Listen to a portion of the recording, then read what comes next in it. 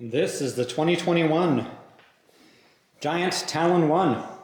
This is a medium, a 27.5-inch wheeled medium. This is $8.99. That price is in Canada, so Canadian dollars. So if you're watching from the States, likely your price is going to be a fair bit lower than that. So this is a new model for 2021. For the first time ever, we actually have the exact same thing in a Talon in 27.5 and 29 being offered. In the past, when there was a Talon 27.5 and a Talon 29, they were two different models that may have had different spec, different coloring, all that sort of stuff. Now it is basically the same bike with, in small and medium, you as the consumer, you get the option of what wheel size you want. For sizes on these guys, we go from anything from extra small to double extra large. Alloy frame, $8.99. Highlights on this bike are Shimano Deore 1x10 drivetrain. This is a clutch derailleur, which means that clutch is there so that when it's off, it removes some of the tension in the derailleur. That will allow you to remove the wheel a little bit easier if you have to replace a pop tube or anything like that. Then when we turn that clutch back on, this is a really strong spring here, and what that's going to do is to help reduce how much the chain can bounce, which combined with that narrow wide chainring on the crankset there will reduce the likelihood of a chain bouncing off when you're going through some bumpy terrain. So for tires on this guy, we have a wire beaded Maxxis Recon 27.5 by 2.4. That's a nice wide tire. It's a nice tread pattern. This is something that's going to give you reasonable traction when you're off-road, but also not rumble too much if you're riding it on crushed shale or paved paths, anything like that. And 2.4 size is compared to Specialized and Trek in this sort of category. I think a 2.4 is actually a bigger tire than what they're running on their bikes. So that's going to give you just a little bit more traction and confidence when riding off-road. We have some Pro Wheel, which is basically a no-name crank with that narrow wide chainring on it. We have a frame in this case that is a mounting point for if you want to put a pannier rack on, as are those two threaded holes right there. One would be for a pannier rack, the other for if you wanted to mount a full wrap fender. We also, if we look just in front of the wheel there, that threaded hole is also going to help you mount a full wrap fender if you so desire. These guys here are what are considered an 18mm kickstand mount. So that means you're actually mounting a derailleur directly into those holes as opposed to having it clamping on the frame. A little bit neater way of doing things, and it also means that your brake is not going to interfere with the kickstand or vice versa. Speaking of brakes, this is a Tektro hydraulic caliper with a 160mm rotor. Back when we were talking about that 1x10 drivetrain, that is an 11 to 42 tooth range of gears on there. To put that in perspective, when 1x first came out as a really high-end option from SRAM, it was 10 to 42 teeth. So we're basically seeing on an $899 bike now similar gearing to what 7 or 8 years ago was being offered on $5,000 bikes. Other features here, I do quite like the kind of frame shape on the seat stays here, a little bit more flared out. You'll also notice that the alloy is a little bit of a thinner profile when you look from the side. That's to try and give us a little bit of sort of flex this way to make the bike a tad more compliant, so it's not a really crushingly rigid ride. The same thing happens with the shape of the tube here. It's fairly flat, and then as you get to the front where you need that rigidity of the front end for steering, The tubes are shaped to give us a little bit more welding surface and to make that front end stiff so that the steering will be precise.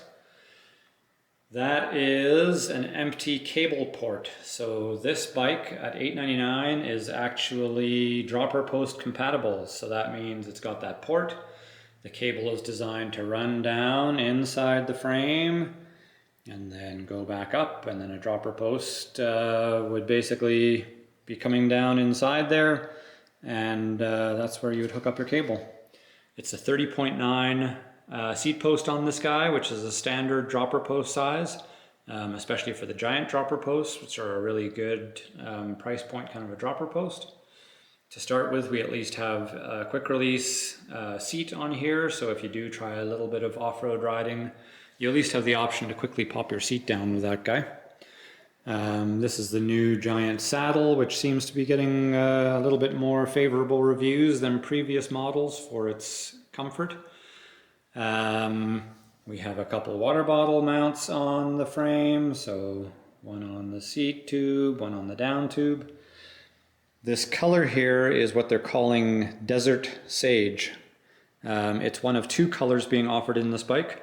The other is basically a black frame with Giant deckling on the down tube, all being in that more classic Giant cyan blue.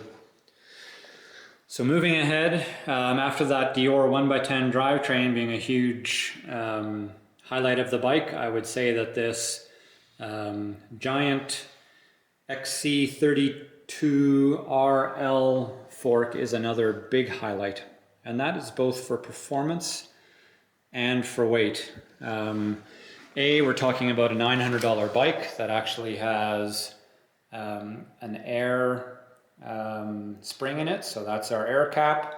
So the idea with that is you get to change the air pressure in the fork to suit whether you're a lighter or heavier rider. You get the fork to actually operate properly for you. You get quick adjustment over a lockout lever here. I still am not a fan of lockouts. I don't see what they do, but they are a sign that you're not dealing just with a pogo stick with a wheel shoved in there. They are a sign of a higher quality fork. Another sign of a higher quality fork is this sort of satiny color that you see on here. This is a sign that this is actually an alloy stanchioned fork, which helps that in combination with the fact that this is an air-sprung fork. I wouldn't be surprised if this is taking 2 or 3 pounds off of the weight of an equivalent equipped, like a bike that has Suntour or RockShox fork in these price ranges. This thing is probably taking 2 or 3 pounds off the weight of the bike. So this red knob down here, that's your rebound adjustment. So as I mentioned with the air pressure, you change that to suit a rider's weight. Then this rebound adjustment, which is going to be turned to adjust how quickly the fork bounces back afterwards. That's what changes us from having a shock fork to actually having suspension, is being able to adjust how the fork is moving. A neat detail on these forks is on the arch itself. It is hollowed in this direction, which I think is a really neat way to get some torsional stiffness without having, on a lot of forks, like if it was a RockShox fork, the back would be all hollowed out, and that's a great place for mud to collect. This is a quick release frame and fork on here. So those are both quick release axles. We don't see through axles until we get up to the Giant Fathom level of bike, which is close to twice the price of this bike. The front rotor on this guy, so still a Tektro hydraulic disc brake on here, but the front rotor is 180 millimeter.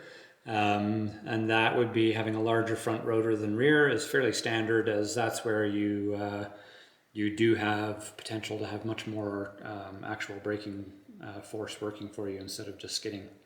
Same tire on here, it's a Maxxis Recon 2.4. That internal cable routing I was talking about, so that's your rear brake line and your rear derailleur cable going inside the frame. They come out in a fairly simple sort of a port down underneath. Show you some more details here.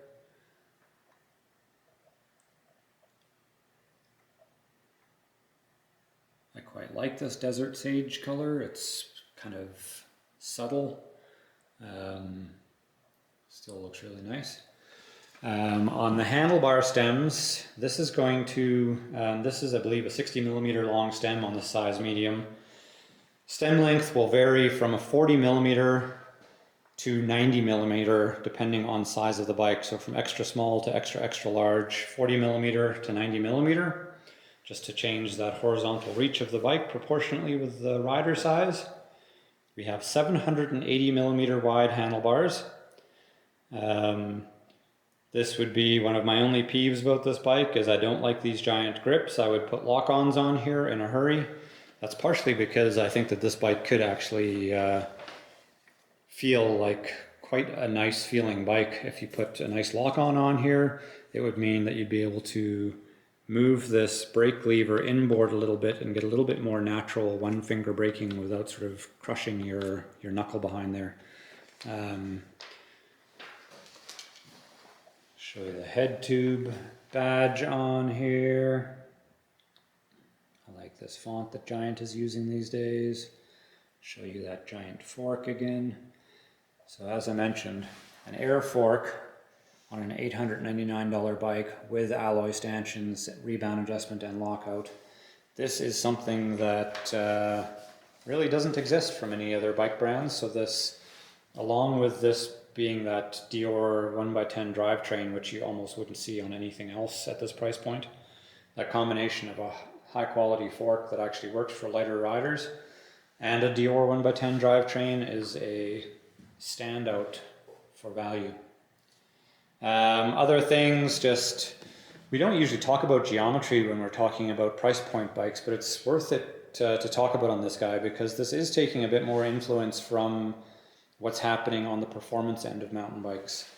On the 29er version of this bike, that would be a 68.5 degree head tube angle. On this 27.5 bike, it's a 67.5, and then with a 74 degree seat tube angle.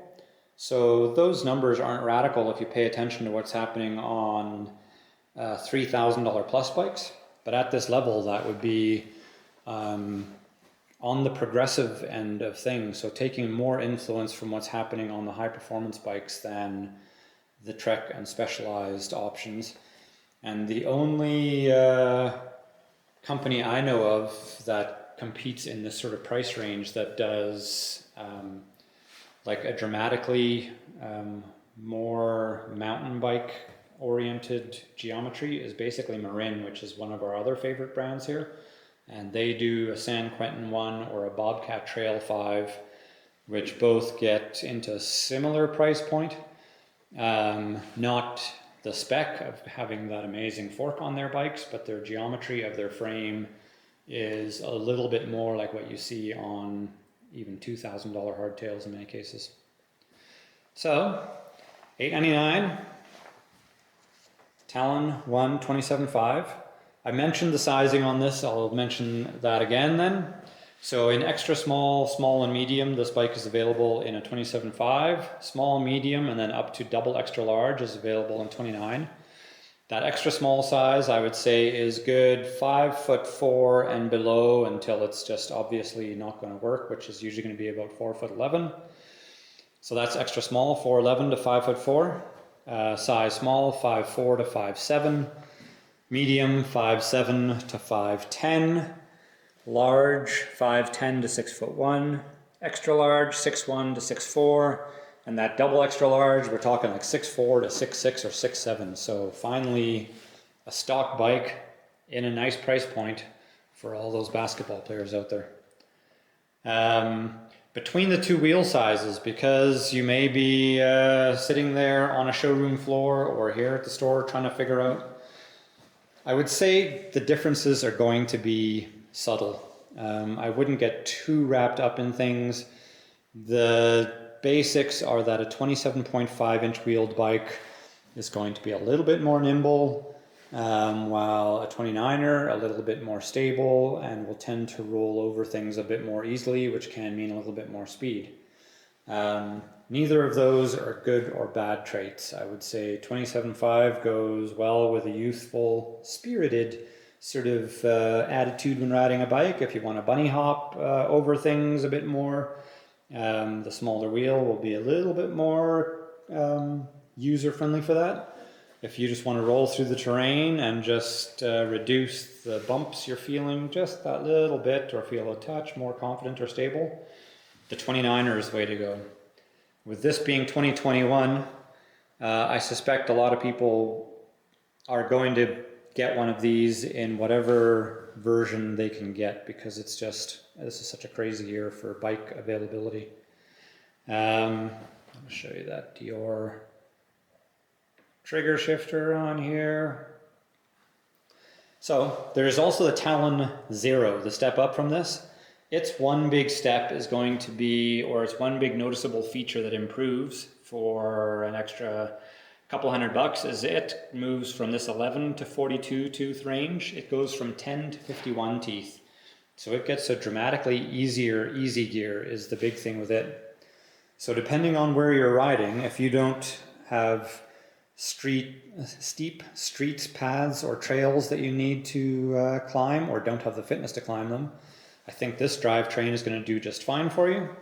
If you are going to go riding, especially actually on mountain bike trails where you're getting into some steeper terrain, considering a Talon Zero might be a good thing, just to give yourself a chance to climb things a little bit more easily. This bike is designed, I would say, as a bike that is going to be a daily rider. So this would be the kind of thing that you're using to ride to school, to work, to a friend's house, to just ride paths, and then it opens up the door that you can have a reasonable experience if you're actually going mountain biking. It'll give you a good first experience. As I mentioned, by having a dropper post port on there, it could take you up to the point where you might decide that you want to go with a full suspension bike. So at $900 you get something you can use to ride around. Then you can try some trails. If you get into it a little bit more, you add that dropper seat post, and maybe a year down the road from that, you're getting into a full suspension like a Giant Stance or a Trance, something like that. For upgrades, I would say those grips, putting lock-ons on, that will stop you from getting throttle grip or having your grip slide if you get into a little bit more aggressive riding. I would also, the most common thing that people are upgrading these days is putting platform pedals with some good steel spikes and sealed bearings on their bikes as a way to stop your feet from bouncing off your pedals. So all you got to do on this bike, grips, pedals, you're good to go. You'll probably need a water bottle and cage to put on there, maybe a little pack to put under your seat with a tube and a repair kit, something like that. You're otherwise ready to rock and roll with a really high quality bike at $899. This bike is 29.7 pounds. Sorry for not mentioning that earlier. 29.7 pounds. That is not a thing that you hear too often. Under 30 pounds, under $1,500. So a very respectable weight. If you like our videos, if this is useful information for you, please consider subscribing, liking the video. If you listen to other people, apparently if you smash the like button, that even helps the algorithms. So please do that. We'll talk to you later with the next video.